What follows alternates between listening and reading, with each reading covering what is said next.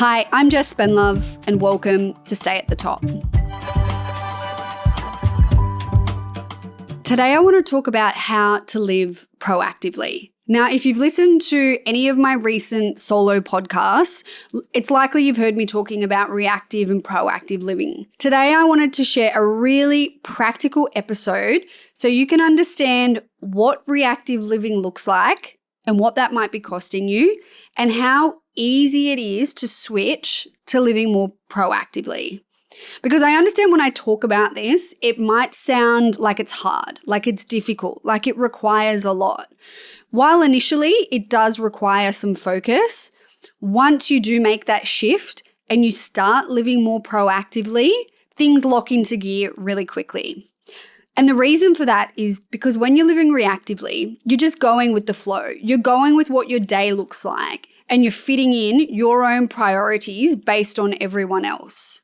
However, when you live proactively, you've decided what's important to you and you anchor that in your day. So that means that you've got these consistent anchor points. And do you know what they drive? They drive consistent energy. So living reactively is about eroding your energy and then playing catch-ups. But when you live proactively, you don't just get back to baseline. That baseline elevates even higher. And so when you start to live like this, your body and your brain go, hey, I feel so much better, and it becomes really clear on what is important to you. It's not about doing everything. It's about identifying those few key non-negotiable behaviors and protecting them at all costs. Now I'm going to run through 5 areas: your nutrition, your exercise, your sleep, your stress and your recovery, and your connection. And I'm going to take you through some examples of what living reactively in these 5 areas looks like, and then also share how simple it can be to make the switch to being more proactive. I'm going to start with nutrition. This is one of the main areas I see people living reactively. The main way I see this playing out with a lot of people is they eat based on when there's time in their diary. So some of the common examples are breakfast. If you're working from home and working in the office, that might look completely different. You're potentially having breakfast at home, and then on the days you're in the office, you're having it at the office, or you've run out of time and you're skipping it altogether. That is completely different and also very reactive. The other one, which is really common, is lunchtime. Now, you might aim to have lunch at 12, 12:30, 1 o'clock each day, but then you've got a deadline or you've got a meeting that runs over, and all of a sudden it's 2 or 3 o'clock in the afternoon and you haven't had anything. The third area is with snacks. Now, a lot of people are not proactive with their snacking. They wait until they're hungry or when a craving hits. However, with all 3 of these, what I encourage you to do is start to look ahead. Start to understand what your day and your week looks like. And with that, anchor in when those meals are. So if you start to have a consistent time with breakfast, you start to identify when lunch might get pushed back. And in those situations, rather than waiting till 3 o'clock to eat, maybe bringing that snack in the afternoon forward, and so that gap isn't so huge. And that afternoon snack at the moment, which might just be a biscuit or a muesli bar or a muffin or a coffee, start to think about what is something that actually satisfies me. And rather than waiting until the energy crash happens or the sugar craving hits, have something around 3 or 4 o'clock. Something that satisfies you, that nourishes you, that takes the edge off. So that might be yogurt with some almonds and fruit, or it might be a smoothie, or it might even be a snack plate with some eggs or some tuna or some cheese and some veggie sticks. What you're basically looking for is something with some protein, some colors, and a bit of fiber. And there are so many ways you can do that. And while you might be thinking, that sounds huge, how am I going to eat that? If you give it a try, I can guarantee you that dinner, which is probably your biggest meal of the day, you'll be able to have a little bit less, and you will get through that afternoon feeling so much better. Give it a try. Let me know how you go. Now let's talk about exercise. Personally, for me, this is the one that's been the hardest for me to navigate in this season of life. Let me know if this sounds familiar. You've got your best intentions at the start of the week. You've kind of mapped out when you're going, but you haven't fully committed. Maybe that means you haven't actually booked the class, or you think, I'm just going to get my clothes out in the morning and then I'm going to get up and go. We're getting into the colder, darker time of the year. And personally, I know for me, if my clothes are not out in the morning, that's just enough of a barrier for me to then think, oh, it's cold, it's dark, I don't want to go. A few of the other ways this shows up is thinking I don't have enough energy to exercise. This is one of the biggest myths that I want to dispel. I totally get you might not have the energy because you're sitting at your desk all day. That is not energizing. But I tell you what is energizing, getting up and moving.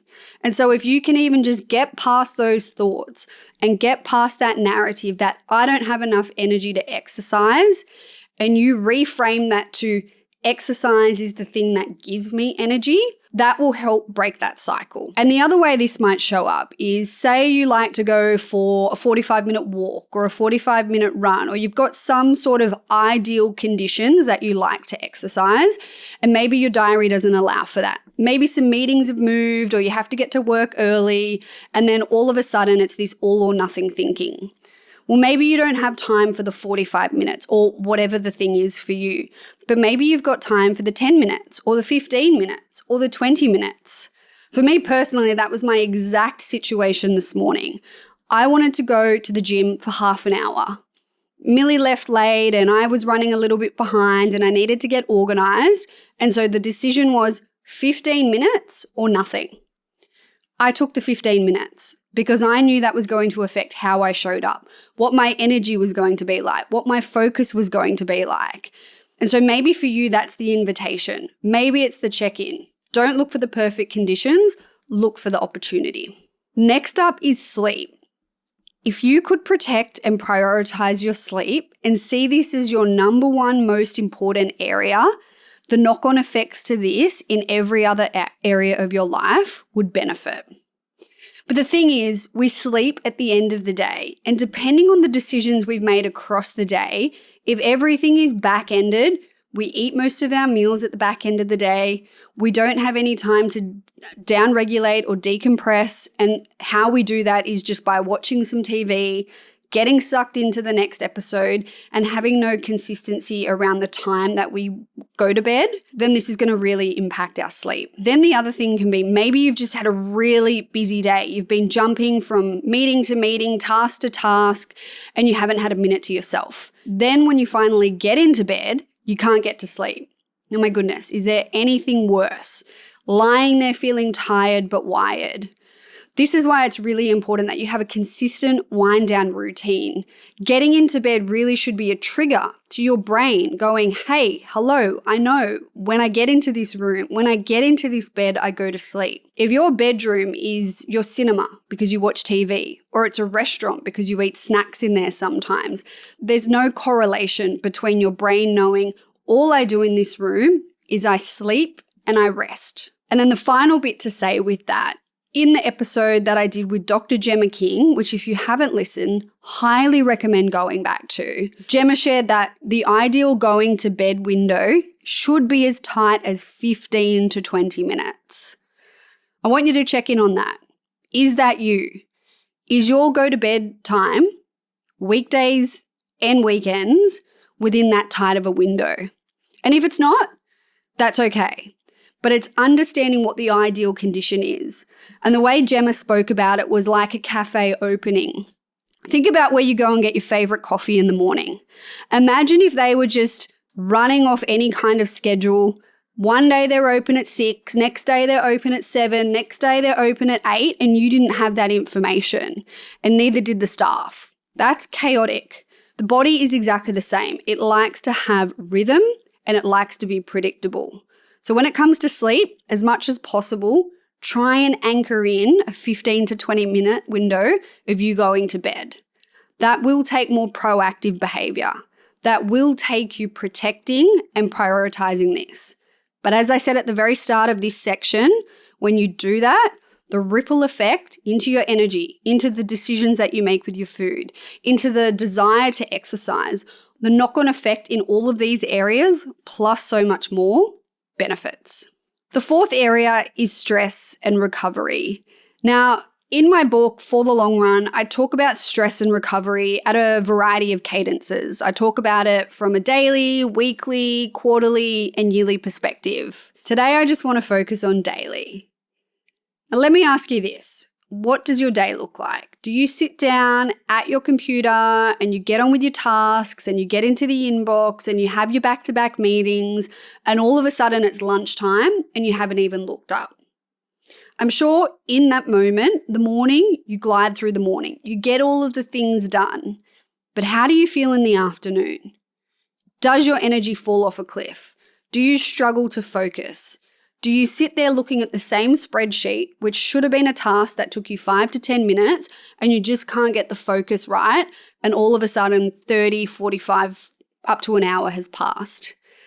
The reason for that is while you can push through in the morning, what would be better for you to do, and being more proactive, would be to schedule a short break. Now, it depends what your schedule looks like, but even a couple of minutes, even 5 minutes can bring significant benefits. So living reactively when it comes to recovery on a daily basis looks like what I described at the start. Getting on with your day, getting into it and not taking a break and paying the consequence later on. Whereas living proactively looks like you scheduling in small breaks across your day. I call these brain breaks. And really, like I said, it could be a few minutes, it could be 5 minutes. If you have more time, maybe it's 10 or 15. But depending on how much time you have, that will determine what you do. That might be a walk around the block. That might be some breath work. That might be getting a nourishing snack. There are so many things that you can do depending on the time that you've got. But what I want you to think about here is, am I taking a break before I need it? Am I topping myself up? And in that time, am I having intentional, stimulant-free time? You can choose what you do. They're just the conditions that I set. Intentional, stimulant-free time. So that means free from screens, free from caffeine, and free from sugar or crappy carbs. I should point out, this isn't an anti-coffee thing. I love coffee. But if your break is you walking away from your desk, buying a coffee and checking social media, what I would encourage you to do is walk away from your desk, do a lap around the block, leave your phone at the office or put it in your pocket, and buy your coffee at the very end right before you head back. That way it's a very similar situation, but you're carving out that proactive, intentional, stimulant-free time. And the final area to touch on is connection. Now, in the book, connection is your values, your purpose, and your people. Today's episode, I wanted to focus on your people. Now, how many times have you said yes to something and you thought, yep, I can do that. I'll see my friends, I'll see my family, I'll make this commitment, and you're just saying yes, yes, yes to everything. Or you're saying yes, but not thinking about the season of life that you're in. Connection is so important to how we operate and how we are wired as human beings. Biologically, we are wired to be in community. That's actually how human beings have survived through thousands and thousands of years. So when we're going through a really busy time at work and we think, oh, we're just going to cancel those plans with our friends or with our family or with that thing that actually gives us energy outside of work, we need to be really mindful of this. Because there is a balance. When you are in a busy season, you may need to protect your time and your energy, but be really careful that that doesn't become the default. And all of a sudden, you're not seeing your friends, you're not seeing your family, and you're just being completely focused on work. I guess the flip side to this as well is if you fall into the habit of just saying yes to everything and everyone, and then you get to the moment and you just think, oh, I really don't want to do this, don't be a people pleaser. Start to learn yourself. Learn what your rhythm is. Learn what you can manage and reflect on that in the moment. And if it's something you can't do or you don't want to do, that is totally fine. You don't have to say yes. It really is a delicate balance of having connection to your friends, your family, but also prioritizing what you need and what you can manage and not just giving everything to everybody else. So what I invite you to do from today's episode is to pick one area that I've covered, whether it's nutrition, it might be exercise, it might be sleep, recovery, or connection. Just pick one and audit it. Pay attention. How might you be living reactively there?